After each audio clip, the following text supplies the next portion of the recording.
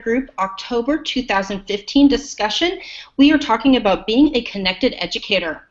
I'm Kelly Fitzgerald, one of the GEG Central Texas leaders, and I will be moderating the discussion tonight. And I'm so excited to be joined by some amazing Google educators, all of which I look up to. I want to give each of them about 30 seconds to introduce themselves, including what role they play in education, as well as what Google Educator group they are a part of. So, Ann, do you want to start? Sure, I'll start. I'm Ann Witherspoon. I'm an instructional technologist with Midlothian ISD, which is about 20-25 miles south of Dallas, and I co-lead the GEG North Texas with Casey. Great. Donnie, do you want to go ahead? Sure. So my name is Donnie Piercy. I am the leader of GEG Kentucky. I also work in a hybrid role for Eminent Schools. I am a 5th grade social studies teacher, but I'm also the district technology integration specialist. You're not busy, are you? Yeah, sure. Yeah, sounds great. Great. Casey. Yeah.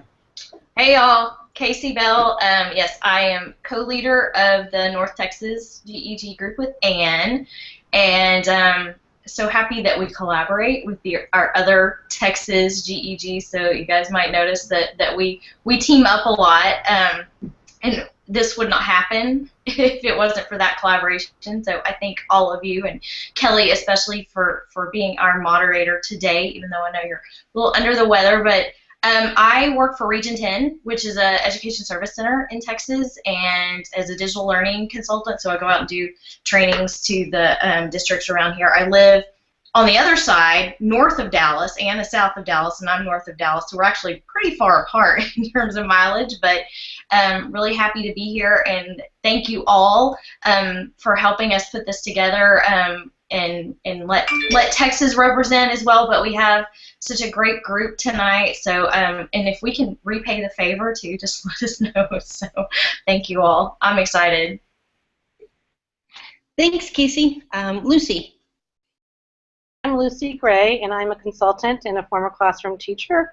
I also run something called the Global Education Conference, which is a free and online event coming up in November, amongst many other things, and I'm calling in today from Las Vegas, where I'm actually at a conference, and it's been an amazing, out of my usual experience kind of thing. I'm at an IBM analytics conference, believe it or not. So hopefully I can tell you a little bit about it later on, but it's been a little bit of an overwhelming thing being here in Las Vegas and being not amongst my usual crowd of ed tech friends. So thanks for having me, and I'm looking forward to the discussion. We are so glad that you're joining us. Nate, your turn. Hey everyone, I'm Nate. I teach high school English in Littleton, Colorado at Heritage High School. I am now in my 5th year teaching, but I just started up with a new cohort of people to lead our GEG Colorado. Great. And we have Tammy, and then we're going to go to you, Kevin. We're introducing ourselves. Welcome, Kevin. Hi, I'm Tammy Lind. I'm a tech integration coach in just outside of Milwaukee in Wisconsin. It's still relatively warm here. And I also run GEG Southeast Wisconsin. So we've got about just around 500 people in our online network, and then we have just some face-to-face meetings too. Welcome. Thank you for joining us. And Kevin. Hey guys, sorry for my tardiness. Can you guys hear me okay, Kelly? Yes, we can hear you great. We can also see you in your man cave. Running a little late to get to my man cave. Good evening, everybody. My name is Kevin Hodges. I'm the regional manager for Google for Education. I work out of the Austin, Texas offices. Spent the last 17 years in the technology field, 11 years at Apple Computer, and the last 4 years for the Google for Education team. I see the panel is just flooded with amazing educators, so hopefully I can hold a candle with some of the amazing things that you guys are doing in and out of the classroom, and I appreciate the opportunity to be with you guys tonight. So thank you, Kelly. And Casey, thank you. Great to have you, Kevin. We also have Kyle Pace. He might jump in. He was doing another hangout, and then we got word that his Wi-Fi went down. So if he is able to, he will jump in, and we will let him do his introductions. So I just want to kind of say that I do have some questions kind of pre-planned for the panelists. If you are joining us live, I encourage you to share what questions you have. You can do that in the Q&A part of the Hangout, or if you're on the Google event page, you can put a comment in there, and then I will jump in periodically with the questions that you guys have. But for right now, I am going to start with Nate, Tammy, and Lucy, and I'm going to let you guys battle on who starts. But I want you guys to say, what does it mean to be a Google educator, and why does it really matter in today's age?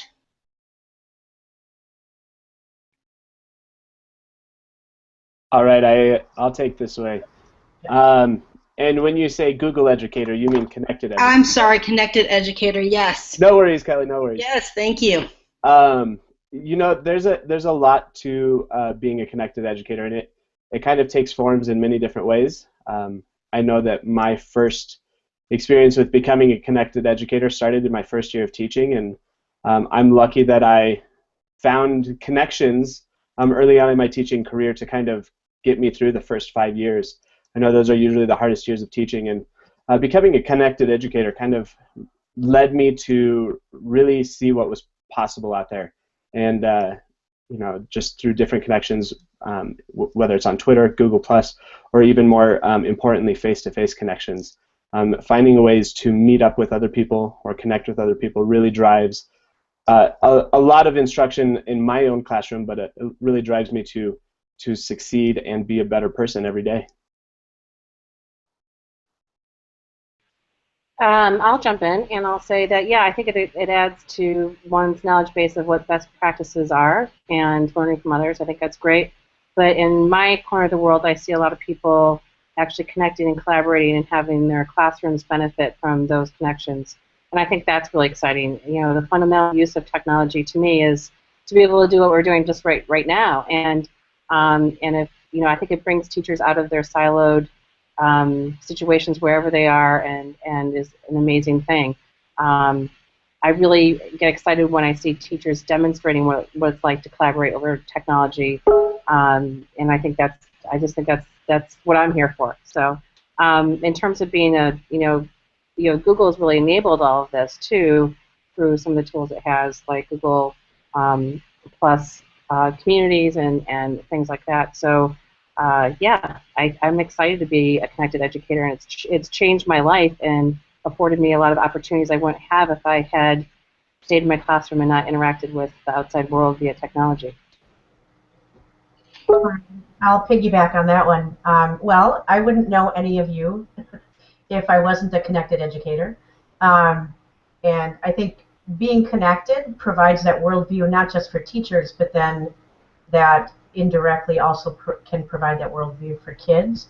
I like how Lucy said that if you're not connected, you are teaching in a silo, and I think being a connected educator has really changed my point of view in looking at teaching and learning.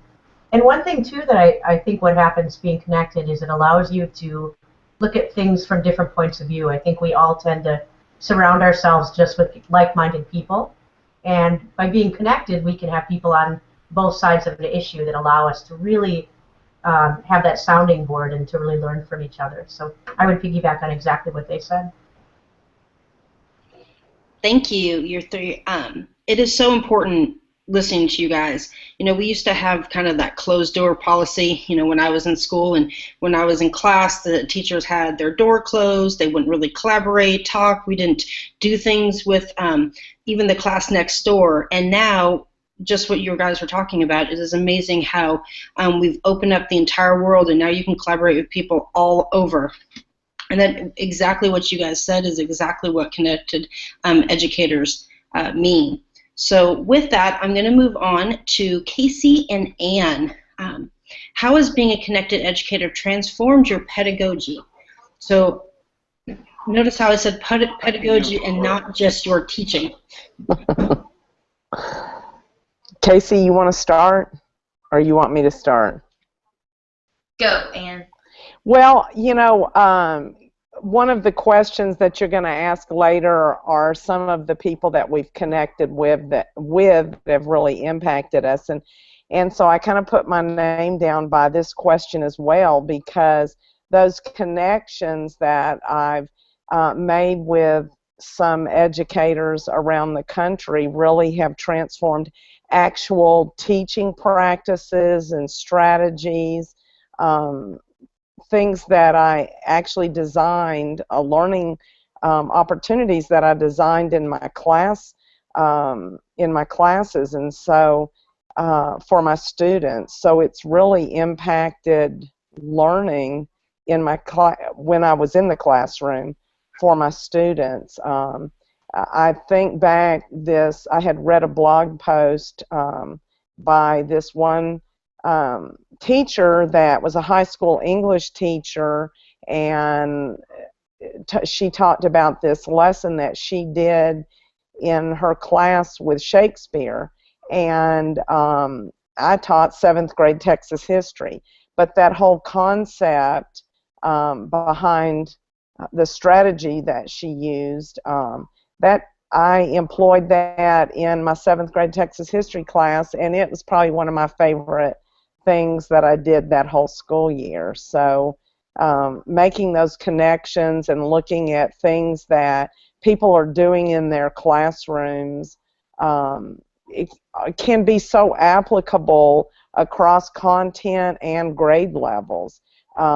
Last summer I was helping a workshop for the Schlechte Foundation, and Martha Lackey, who's an elementary teacher, and I were helping, and it was all 9th grade high school teachers.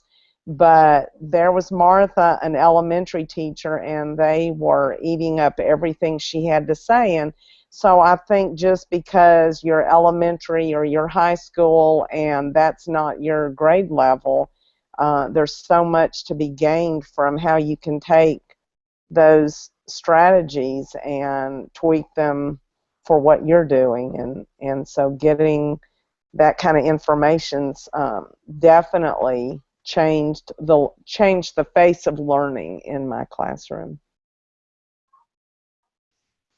I totally agree, Ann, and that's a great example. I keep thinking about how this panel I wouldn't know the people on this panel. I wouldn't know how to reach out to anyone on this panel had I not already been connected to you all in some ways. And you know, getting to see the other side of things. There's a transparency that comes when you're sharing your learning online, and so sharing both what works and what doesn't work. And so I admire all of you so much, and from afar, even before, you know, connecting with some of you, like, well, how does someone like that do that in their classroom? And so the ability to learn from them and take on those new skills is really, that to me has been like by far some of the biggest takeaways, and the ability to not only see that but to join in the conversation and to actually get a chance to collaborate with people that never would have been able to collaborate with if I wasn't connecting. You know, another thing it just occurs to me that you know, I think all of us are advocates for interesting uses of education, or, you know, we're advocates for education and for kids, I think, first and foremost, and this kind of connectivity helps us, you know, amplify our voice. So I think that's what I kind of keep in mind too, is that we're trying to use these tools to show what good education looks like, bring attention to issues that are important to educators, particularly in this day and age. You know, I think teachers are really facing a lot right now, and maybe you can't say what you think in your building, but you can say what you can be a little bit more open in social media and take a stand about, you know, where things are going. And I think that's another really important point, is that advocacy is a lot of what we do with by being connected. Mm-hmm. Can I just add in the whole, I love, Casey, I think that was you that talked about transparency. And being connected really does open that door to be transparent. And I think for some people that may not be connected, that could be the scary part of it. It was for me. I would be the I first. love the way you put that. I do. It's hard to put yourself out there. I think that's too why we have so many lurkers. Yeah. Because the moment you really have to put yourself out there, you do kind of have to put if you really want to make it meaningful, you've got to share your own voice, and whatever voice that is, and if that's an advocacy voice or if that is sharing, I had a big fail today, then we're going to share, hey, I fell flat on my face today, but guess what I learned from it? So. Or even things that you think might be good, but do you really, want people to judge them and Yes. fear of your stuff being judged negatively? I completely agree with the transparency part of it. I think a lot of connected educators have adopted that fail-forward model. Mm-hmm. And without having that fail-forward mentality, it's hard to be connected. So I'm glad that you guys pulled those points out specifically. And one of you, and I'm sorry, I don't remember exactly which one, was saying, I think it was you, Casey, that you were talking about how it was hard and we have a lot of lurkers. But if you think back to all of us, we were probably all lurkers before we started. And it probably just took one person to encourage you. And so everyone out there, just find that one person that you can encourage to be connected, and I promise it will transform their life. So we're going to move on to the next question, unless somebody else wants to piggyback off of all the great things that have been shared. Okay, we are going to move on to Donnie and Tammy. I want you guys to take a moment and share how the Google Educator Groups and Google Plus has helped you expand your personal learning network. And possibly one of you, if you guys want to kind of touch on exactly what is a personal learning network, because many people might not know that specific term. So, I'll touch on Google Plus for a second. So, Google Plus is often, I feel like sometimes it's looked at as like the redheaded stepchild of all the kind of social networks that are out there. But if you look at the things that are being shared on it, at least as far as like Google Apps are concerned, it's the stuff that's new, it's the stuff that's fresh, it's the stuff that Google is pushing out right away. And so a lot of times teachers and educators especially really want to know, like, okay, what's new with Google for Education? Well, if you follow Google for Education, if you have them in a circle on Google+, then you'll find out pretty much right away if you check that every day. For example, while you guys were talking, I was just kind of doing some research and went and looked, and I just learned that you can share, there's now a Share to Google Classroom button direct from in the Google Cultural Institute. Like, just learned that while you guys were talking. So, like, I know me as an educator who always is kind of looking for ways to save time, ways to kind of more like automate those mundane parts of my job. Like, Google Plus has been a gold mine for me, just learning those little tips and tricks. Plus, I got to meet Nate Yabowski for the first time through it, which was pretty cool too. And Tammy, I guess she's all right, even though she's a Packers fan. We'll give it to her, but yeah. All right, well, I guess I'll try to follow that up. Yes, huge Packer fan. Don't hold that against me. So, it's funny that we talk about Google Plus because I was such a heavy, like, Twitter. It's all about Twitter. We're doing Twitter. And I find myself really gravitating now toward Plus because of the conversational part of it. And so I find myself doing that more and more. And I, in my GEG, actually encourage people to not leave Twitter because I still use it a lot, but just like Donnie was saying, I find Plus, there's so much there. And it's really rich content. And you can I follow a lot of really nerdy people, so that's kind of fun. It's just easier to keep up with the flow of information. As far as the Google Educator Group, I'm really proud of the group because I feel like the group that I have are not super tech comfortable and tech savvy teachers. They're teachers that just want to talk about teaching and learning. And I'm really proud of them because those are the discussions that we have when we meet face to face. And I tell them, you know, you don't have to be tech anything. You have to want to talk about kids, and you have to want to talk about teaching and learning, and be passionate about what we do. And I think when we meet, that's when that passion really comes out. And that's what's exciting about having the GEG. And I appreciate that, and I appreciate the people that attend we do face-to-face, not as often as I would like, but we do have face-to-face meetings, and I appreciate the people that attend those, and then also the ones that are active in the community. So I encourage anyone listening, if you're not in some form of GEG somewhere, I don't care where it is, get involved, because it takes nothing. It just takes your being willing to like somebody said, I think Kelly, I think you said, put yourself out there and be part of a network. Yeah, especially for those. Oops, sorry.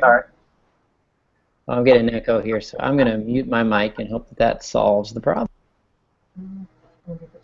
How about that? That's better. Yeah, so I mean, the GEG especially has given teachers a voice who often felt like they don't have one.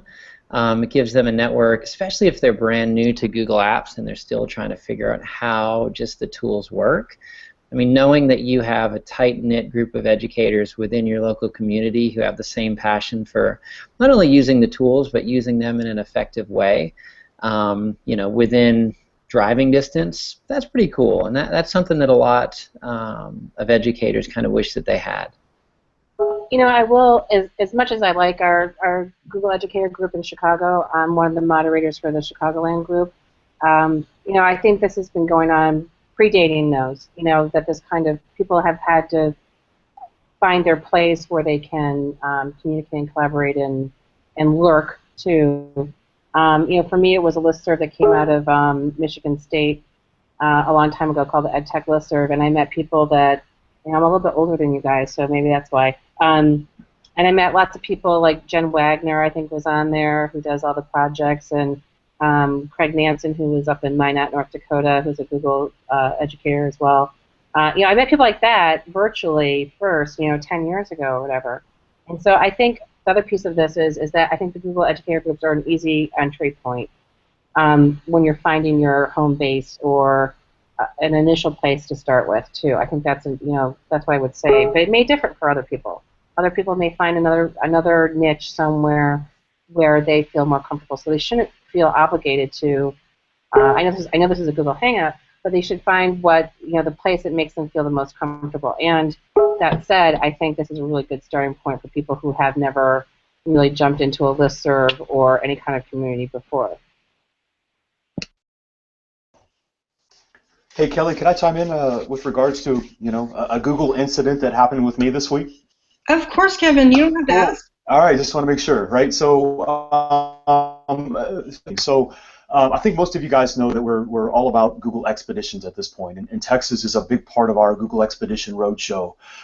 We've seen substantial enrollment requests. We've had just a plethora of great feedback from schools that have had an opportunity to experience Expeditions, and we're taking the Expeditions Roadshow down to South Texas next week. And because of the amount of interest that we've been getting from a teaching and learning perspective, I used the GEG South Texas alias this week and just got back numerous amounts of educators that came to the forefront wanting to help, you know, drive the Expedition presence, be available on campus, you know, get kits from place to place. Some folks that, you know, I had clearly didn't even know from a Google perspective existed in South Texas, and this has really opened up the door to my team to start using that GEG organization a lot more than what we use now internally. So I think with, you know, with what we've got here going on in Texas, and of course with GEG Chicagoland and growing the portfolio as a whole, I think from a Google aspect that the team itself is going to begin using this GEG and Google Plus community a whole lot more. So I just wanted to give a shout out to the group that this has clearly helped us you know, move bricks with what we want to do around the Google ecosystem internally as a company. That's awesome. I can't say enough about the Google Expeditions. We had it come to 3 of our schools and to see the excitement in the kids. And so for you to be able to reach out to groups and have that excitement from the community wanting to come in and help is amazing. I kind of want to touch back. Hey, Bracken, Yeah. I'm sorry. I just am thinking there might be people listening who don't know what Google Expeditions is. Should we maybe explain that a little bit? Yes, Kevin. Whoever wants to. Kevin, you want to take that? Yeah, so I'll tell you, right? So at I/O this year, we announced this great, inexpensive product called Google Cardboard. So if you're an iOS user or you're an Android user, you might see that there's a free app that's out there that you can download on your smartphone. And whether you go to the Play Store or you go to Amazon.com, you know, they range, the Google Cardboard that is, it ranges anywhere from a couple bucks to the full-on, you know, Mattel, what you used to have back in the 80s day, the true virtual reality, which is a $30, $40 product. So what we've done is that we've used our features within Google Earth and Google Maps to bring the real virtual reality to the forefront. So students, whether they're using the Texas, the TEACS for Texas, which is our Texas Essential Knowledge and Skills portfolio, and going into the coral reefs and going to the Great Wall of China, going into the New York Stock Exchange. I mean, some amazing things that we're doing. We're really bringing that virtual reality, and Cardboard really brings that to life. So what we've been doing as far as these roadshows is that we've been providing the technology, we've been providing the cardboard and the kits and the moderators, and basically the schools have just been providing these amazing teachers and students where we can bring the cardboard experience to the classroom. So if you guys are interested in hearing more or seeing more online, it's google.com/expeditions. Right now we're really focused on 4 or 5 key states in North America, but we're hoping to expand that out a lot more.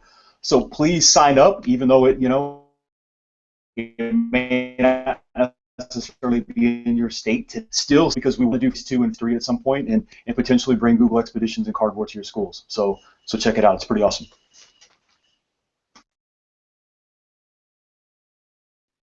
Awesome. To go back to, and not to cut off and jump around, we do have a couple questions from our audience. And I know that Lucy addressed part of one of our questions, but I want you guys to be able to jump in. Our question is actually coming from Martha Lackey, who Anne mentioned a little bit ago. She's an awesome teacher. And her question is, as a first-year teacher, where would you begin to think about becoming a connected educator? And I know that Lucy had touched on that Google Educator Groups is a great place to start. What are you guys' thoughts about other avenues to get teachers connected using the social media that's out there? Is there any hashtags on Twitter? Is there any particular communities besides Google? GEG or Google Educator Group communities that you can suggest? Anything you can give? Probably the ed chat hashtag.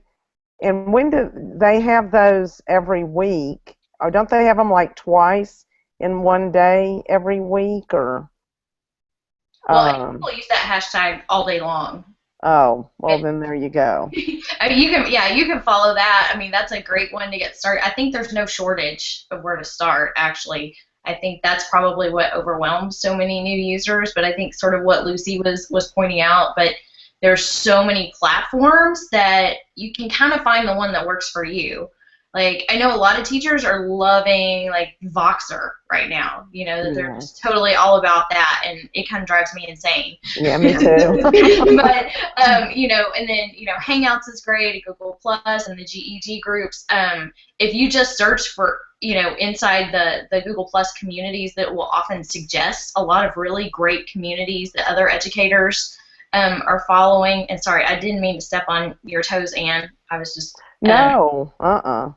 thinking out loud here, but and all of the Google hashtags too. So if you are a Google using teacher, of course, the Google EDU hashtag is going to give you resources beyond your dreams, I think, and even and a lot of us still use the GAFE, the Google Apps for Education hashtag. It's short and sweet there, but I use EdTech, just that hashtag a lot, just because I'm connecting with so much in that. And you can use hashtags in other places besides Twitter, and I think a lot of beginning connected people don't understand that hashtags extend beyond Twitter. Other thoughts? Yeah, I mean, most states have their own hashtag that teachers can follow as well. I don't know where it is now, but someone's put together a spreadsheet somewhere that shows the different Cyberman. hashtags. I'm Oh, not yeah. sure where that is, I've got but it. kind of like Casey said, those hashtags really apply across different social networks. So while usually it starts on Twitter, you can oftentimes go to Google Plus, or even if you just search the internets for that, even Instagram, etc. You can always find just different ideas, just different things that you can do to better use technology in your classroom, even like beyond the Google sphere. Mm-hmm.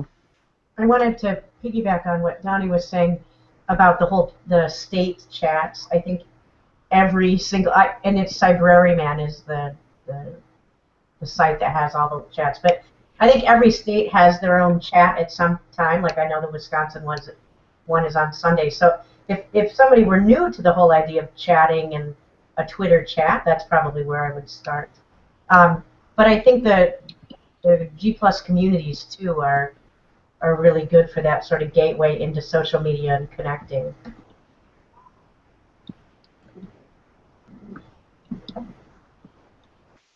I did put the link to that Cyberman list on the event page too, so if people are looking for that. Thank you, Casey. It's awesome. There is another question that I'm going to ask that generally or that goes with what we're talking about now. So I'm going to give you guys a moment to think about it. The question is coming from Efren Rodriguez, and he wants to know, what do you think is one of the best ways to get other teachers involved, connected? So what I'm going to ask is that each of you give one way that you think personally is the best way to get other teachers connected. So I'm going to start I'm just going to go down the line, and I'm going to go with Anne. Give me the one way that you think is the best to get teachers connected or involved. Just to get teachers connected, just find the one person. If you can just connect with one person and kind of get that ball rolling, sometimes just having that aha when you've collaborated with somebody, just getting to experience that success is going to make you more hungry to go seek out other people to collaborate with and get connected with. Great, thank you. Donnie, what's your one way? Just to kind of get connected. Again, it kind of goes back to what she was saying. Like, I always just start with like one thing, right? Like, what's that one thing that you just kind of want to learn how to do? And a lot of times I'll just look to some of those social networks to see, like, okay, what's the best way to blank? Maybe that's it. Maybe it just comes down to you asking that question, right? How can I best whatever? And throwing that question out to a social network, like, you'd be amazed at some of the responses that come back. Because there's educators kind of like you who not only like want to learn new things, but are also really always willing to share. So true. I was at a conference this last couple days, and one of the keynote speakers was talking about how can we expect our students to get excited about learning if we're not excited about learning. So you have to find that one thing that you are passionate about and just run with it. That we've been in this Digital Fluency Academy through Region 10, and they showed a little meme quote thing that said that we can't expect our students to be engaged if we as teachers are disengaged. And I mean, that's basically what you just said. If we've got to be engaged if we want want our students engaged. And so that, to me, it really does, that connection starts really getting those juices flowing, and we have to be excited about learning. So true. Casey, you travel all over in your position. So what is one of the best ways that you encourage the teachers that you work with to get involved and connected? That's really hard. I think my students are adults these days, and so they actually have different needs as well, so what works for one doesn't work for all. So sometimes I have to bribe them a little bit, like I have to warm them up. Like when I teach the Digital Fluency Academy, I kind of, especially the resistors, like I start on day one, just like, you're going to do this. We're going to do, you're going to be on Twitter, and, they're like, no, I do Facebook, that's all I can do.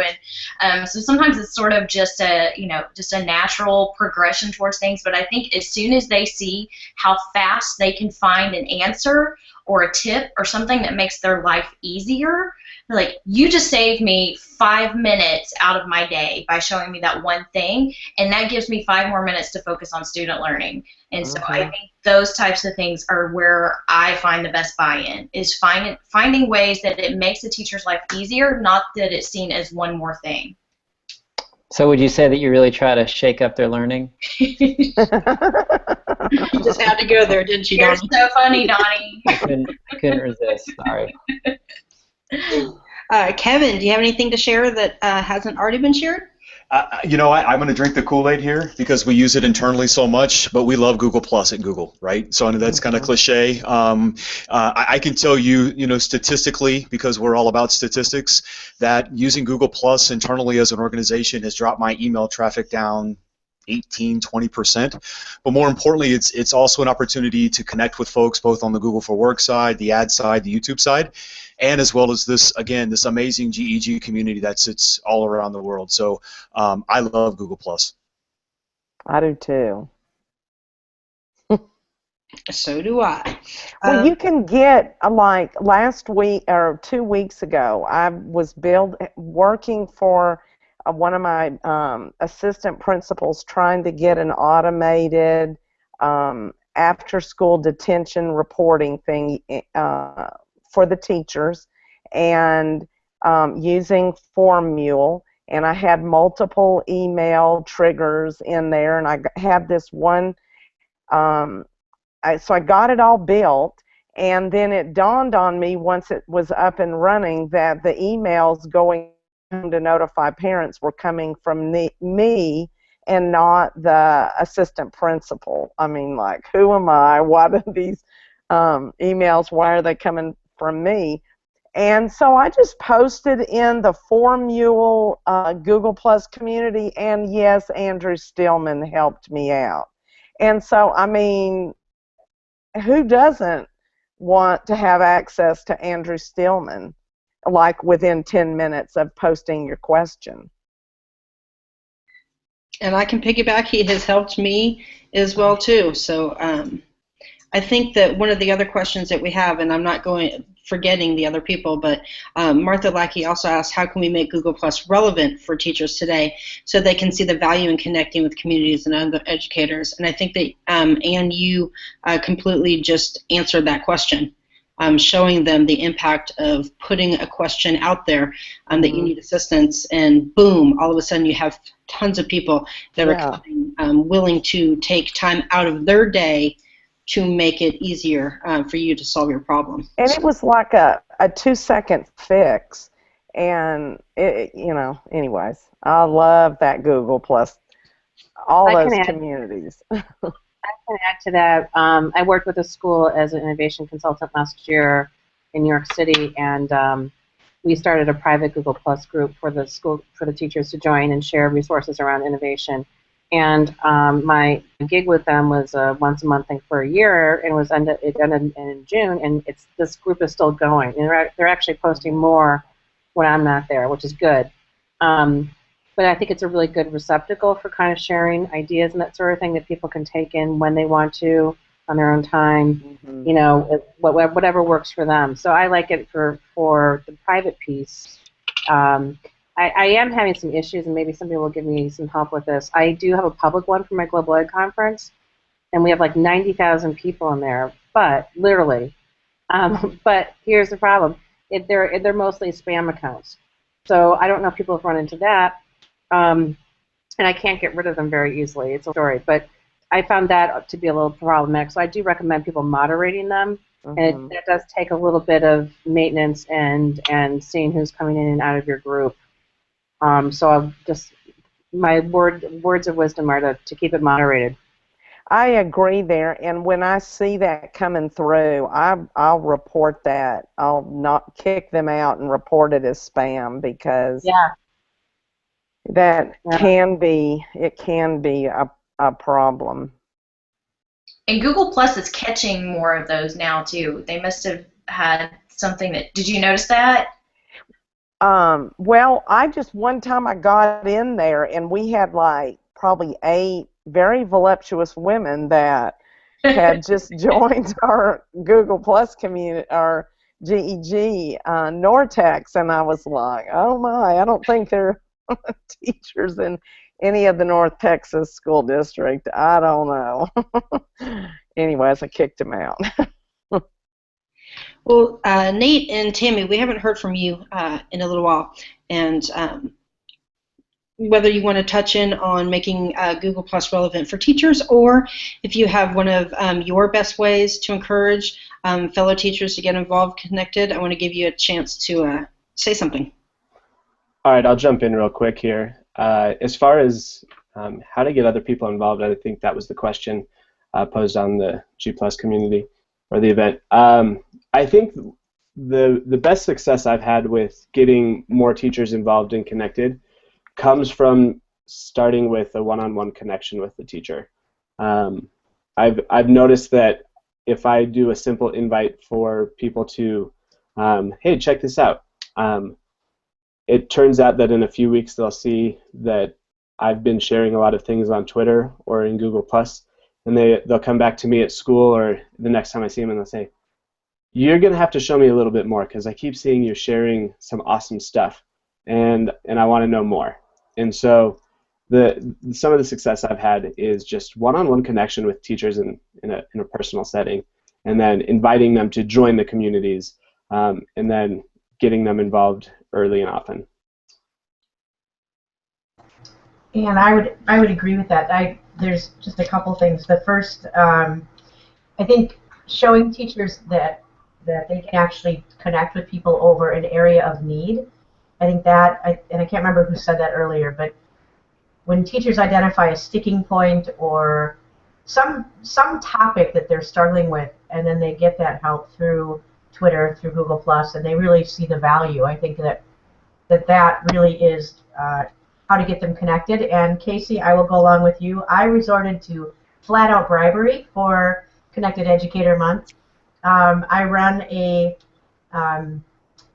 my school district, I run a Connected Educator Month challenge the whole month, and every time that they participate in one of the webinars or the chats or the starter kit activities, any of that kind of stuff, or tonight if they're listening in, they get to put their name into a drawing, and I have a ton of prizes that we'll be giving out on Monday.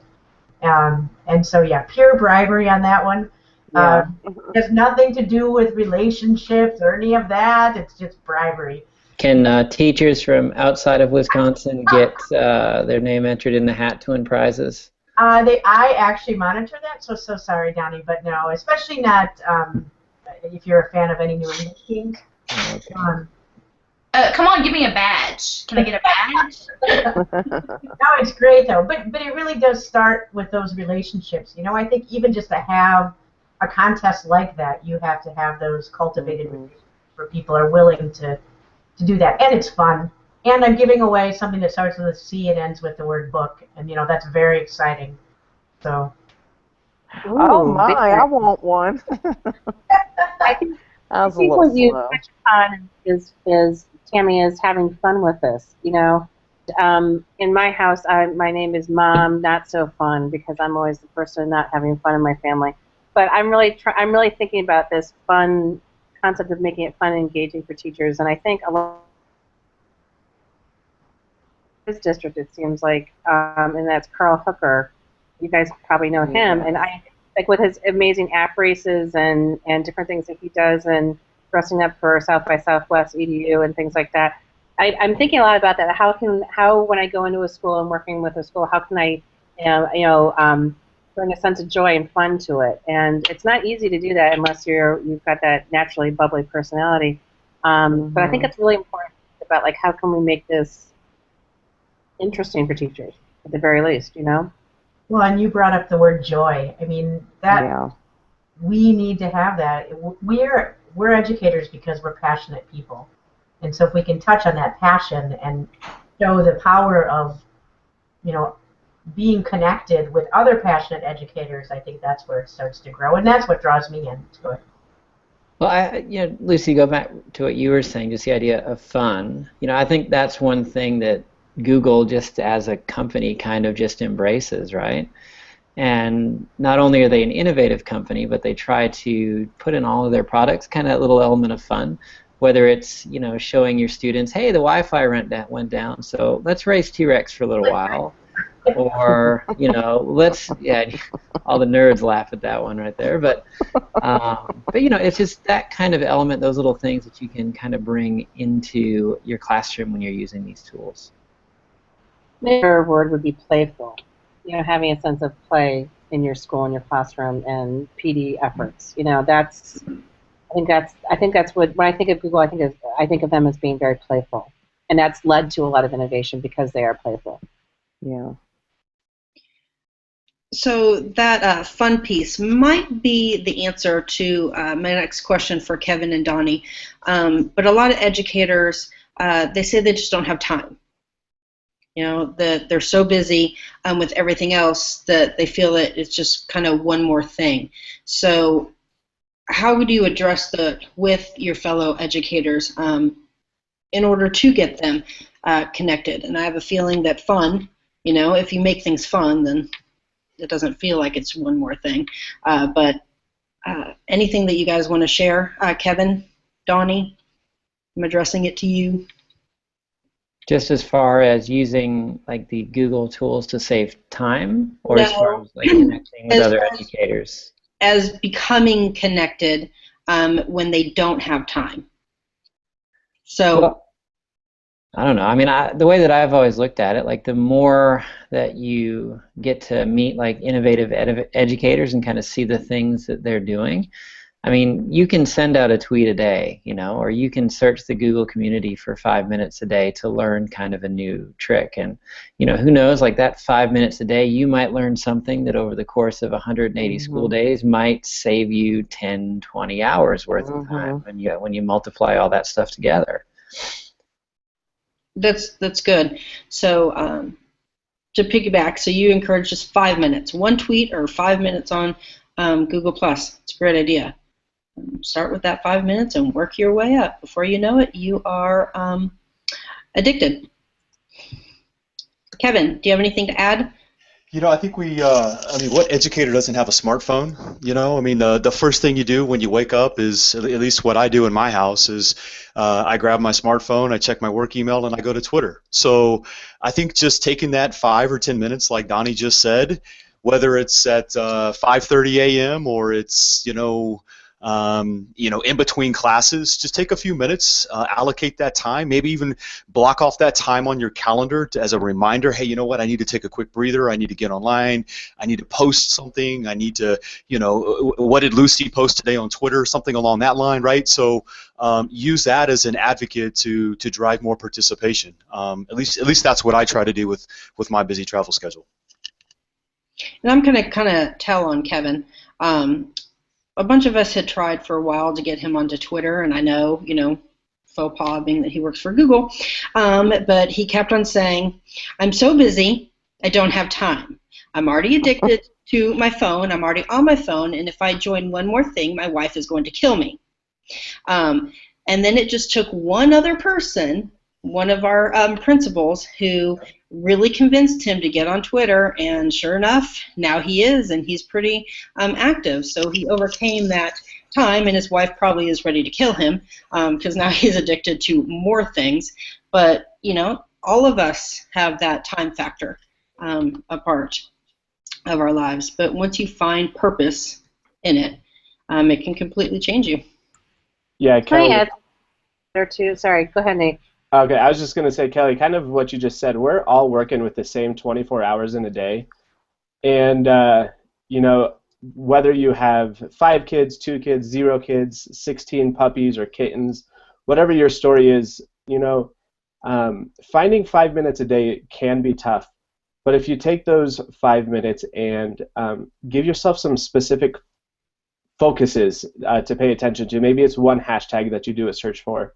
Maybe it's one Google Plus community that you look in during those 5 minutes. Even just breaking things down into small chunks can kind of lighten that load and make it seem less threatening. And that's a shout out to Ben Wilkoff, who kind of gave me that inspiration through one of his videos as I was connecting with him. And I would piggyback on that and say once you're connected, being connected actually can save you time in the long run. Mm-hmm. You know, I don't know how many times I've posted something out to Twitter or Google Plus that, yep, I could have probably looked up, I could have, you know, spent the time to do that, and I have an answer in a minute. You know, I think it's hard for those that are just starting to see that, but in the long run, it will actually save you time. So I was going to jump in here with a comment about Twitter. Today at this IBM conference, which why I'm here is a long story, I got invited and to be a social VIP and tweet and blog and whatever about it, and I had no clue about this conference until I got here, really. Interestingly enough, a lot of this stuff is way over my head. It's for the super nerds of the world. But they did have a panel today with a bunch of IBM engineers and a guy that's a kind of advertiser or something for Twitter, talking about the analytics that are coming from Twitter and how companies are using that to kind of figure out who their customers are and how to respond to things and that sort of thing. And I'm here with Susan Bearden, who some of you may know from Florida, who's a tech director. And we were thinking, you know, I think the day is going to come where we're going to have analytical information to look at to see what Twitter looks like in its impact on professional development or engagement of educators or whatever. I think there's a whole can of worms that's being opened around this kind of stuff. It was really fascinating. If I can find the link to they periscoped this talk earlier, and it really had nothing to do with education. But Susan and I were thinking about, you know, how is this going to apply to our area of the world, and it was really interesting. So I think, you know, I think it can also be used in kind of a formal evaluation way too, down the road possibly. Like maybe principals will say, well, my teachers are actively engaged with the world and learning from other people, and professional development doesn't look like, you know, sit and get kinds of sessions, but they are learning, but just not in the way that we think they are. So it'd be cool to have some data to kind of back that up. So just thought I'd throw that out there. Yeah, I mean, I don't think that all district PD is terrible. I'm really fortunate to teach in a school district where, like, the PD that we provide is, I mean, usually really, really, really good. But I know that there's some school districts where, like, district PD is sometimes can be very canned, you know. But still, the majority of just the stuff I know how to do, or the new apps that I'm learning about, etc., just come through a lot of times just kind of self-discovery. And wanting to take that time to learn. So true. We only really have time for one more question. I don't see any additional questions from our audience, so please submit them if you do have one, and we will squeeze that one in. But the last question I have is, we've touched on it some, but is there any specific cases where you can talk about how you've moved past connecting with educators and gone into the role of collaborating with educators? And I don't mean in the schools that are right next to you, but perhaps with other people in the different states across the world. So is there anyone that wants to start with this one, how we've moved to collaborating using the technology? Besides this whole discussion right here. I can talk a little bit about something I did this September. We did, I think it's really important for teachers to see what it looks like. I think it's kind of abstract for some people who haven't been digging into the tools like we are. And so through my Global Education Conference, we held Global Collaboration Day, and some of you guys may have participated in it. It was really fun. Everybody kind of hosted an activity on September 17th for other classrooms to participate in. There were lots of hangouts. There were a lot of Twitter chats. There were asynchronous activities where people posted a question or a problem in a Google slide, and then people added other slides onto them to make a collaborative slide deck. It was really fun and engaging, and I was shocked, actually, at the response to people who liked this. Mm-hmm. And so, you know, I wanted to make something that was kind of like a design your own event. Not, you know, with my Global Education Conference, we provide the platform, and it's fairly structured. I want something that was a little bit more open-ended for people like you guys to design your event and keep it simple for other people, and, you know, and then see if people joined in, and it went pretty well. So that was a pretty exciting day, just to get people, I think, to get people involved. Some of the stuff is pretty superficial. It's not like deep uses of technology necessarily, but the idea was just to get people to dip their toe into it and see how easy it was to find somebody in another part of the country or the world. Mm-hmm. So true. Anybody else that wants to share? I can. Oh, go ahead, Nate. All right, sorry. Mine's really quick. I was last summer toying with the idea of implementing 20% time in my class after hearing so many great things from all the educators that I had been following on Twitter, and I was like, this is going to be awesome. I'm going to do it.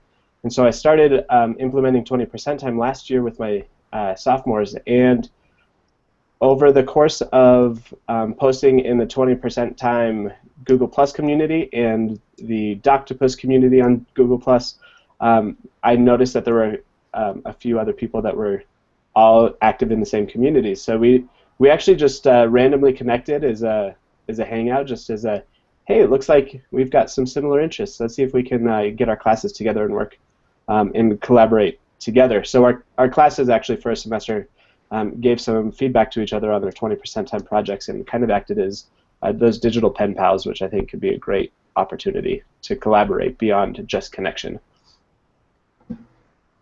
It's funny because almost exactly what you said I could say about our maker spaces in our classrooms. So we got involved, went into the Google Plus communities. We wanted to put them in our classrooms and not just in our libraries, you know, because that seems to be where they are. We wanted them. Mm-hmm. We wanted them available to us as we wanted to be creative when there was time to be creative. And we just started reaching out, and we worked on some professional development with some other maker people, and really started to grow, and it's growing in our district, it's growing in our area. So very similar to what you had, Nate, only in a different topic. So are you your makerspace and 20% time? Both of you guys. Is there set? Nate, do you do it on Fridays? I know a lot of people dedicate, a certain Friday for an hour, or some are doing all of Friday. What is your schedule for your 20% time? My 20% time is on Fridays. It's one period of their day, which I did the math for them. It's actually only 6% time when they look at their whole school settings. So it was a lot easier to stomach, I think, that way.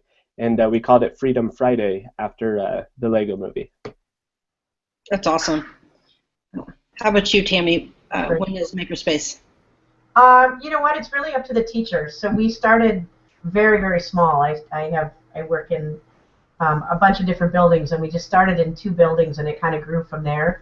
Some teachers had that cutout time, large chunks of time, and some teachers had shorter chunks of time throughout the week. So it really depended on the teacher, and what's cool about that is that the teachers really got to be the expert in knowing their kids. So they knew, hey, if it needed to be 20 minutes on a Tuesday, it was 20 minutes on a Tuesday because that's what they do. And I'm lucky to work with the teachers that I do that can read their kids like that, and they really kind of just went with what was best for kids. We could do a whole other hour on that. So true. Well, we just have one actually comment from Martha, who wanted to participate in the discussion, and she says that she had the privilege of participating in a Google Hangout with an app developer whose app that her class uses on a daily basis. She said it was so cool for her third graders to see a real app developer, and it made the learning relevant to them. So it doesn't just affect us as connected educators, but it really does make a difference in the kids' lives when they're able to connect with people all over the world. So that I was actually part of that hangout. It was really kind of not spur of the moment, but it was all like put together in just a couple of days' time. And the kids had been working on the hour of code stuff, and so that had been kind of part of the. We'd been talking about coding and developing apps, and then being able to create on the computer, making the computer be able to do things themselves rather than just doing what it says to do. And Martha had connected with the developer for that app, Right About This, and or Right About That, whatever. And it was great. And the kids, they all wanted to be computer engineers after that Google Hangout, and do coding and all that stuff. So you just never know where those connections, how that's going to impact a kid's life. thanks. Yeah, she did mention that you were there, Anne, and then in all caps she responded, yes, she was. She set it up. So let me just ask you real quick. So since she pointed out that you set it up, where did you reach out to them so that other... Well, she knew it's Brad, is it Brad Wilson or Brad something? I don't know. I can't remember what his last name is, but Martha knew him, and she had connected with him on Twitter.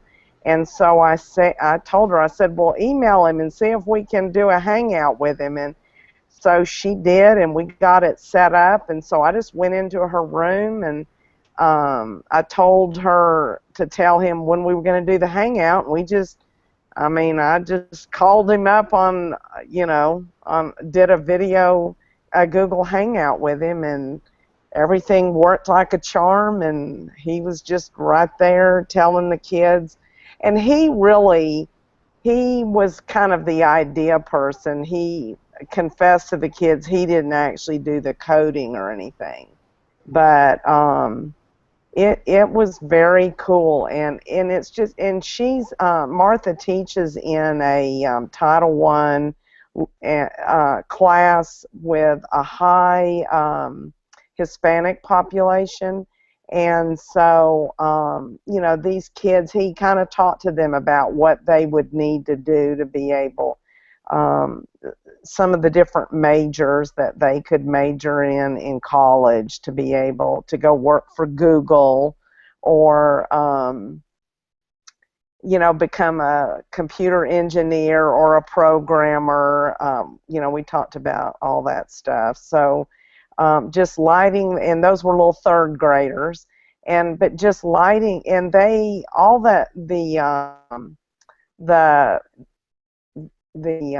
I think this was the very first year of Hour of Code, and so they did those little puzzles. I don't know, it's sort of like that. The online coding that gets them. Yes. And I even did them with kindergarten, with 2 kindergarten classes on that campus that year. And I have a picture of a little autistic girl that the first day I went in there to start on that, she was like, her mind was blown. But then the very last day, man, I was up there trying to get them going, and she wasn't even watching me. She was doing her own thing, making that stuff work. But yeah, having that Google Hangout with that person Martha had connected with was so timely, and really affected that learning in the classroom. Really made a huge impact on it. That's awesome. And I am told that it is Brad Wilson. Brad Wilson, okay. From Michigan. and that they connected via Twitter. Yes. Martha also wants to say, so that's kind of the last things, we're over time. Martha wants to say a shout out to Kevin Hodges, love their Chromebooks. Yes. And Efren Rodriguez wants to say thanks, y'all, being that we're in Texas, and that was great stuff. So he thoroughly enjoyed watching. So if there isn't anything else, I'm going to kind of sign off right here. Anyone want to say any last minute before I do? Speak now or forever hold your peace. This was fun. Thanks for the invite. I wanted to tell Casey thank you for bringing in these wonderful guests tonight, because this was all Casey getting our esteemed panel together. So I really do appreciate that, and thank you, Kelly, for moderating everything. Well, you are welcome, and yes, Casey is a rock star, and we cannot say that enough. Her head will blow up if we keep on telling her how much she rocks. No, thank you all. These are perfect examples of connected educators who are willing to give up their time, which we have now used more of than we promised. Yeah. Yes. But thank you all so much. We really, really appreciate it. And again, if we can ever return the favor to, if you ever need anything, that's the power of being connected. So That's right. thank you. Thank you so Thank much, you, guys. everybody. Thanks, guys. Go All right. Broncos. Have a good night. Good night. Bye.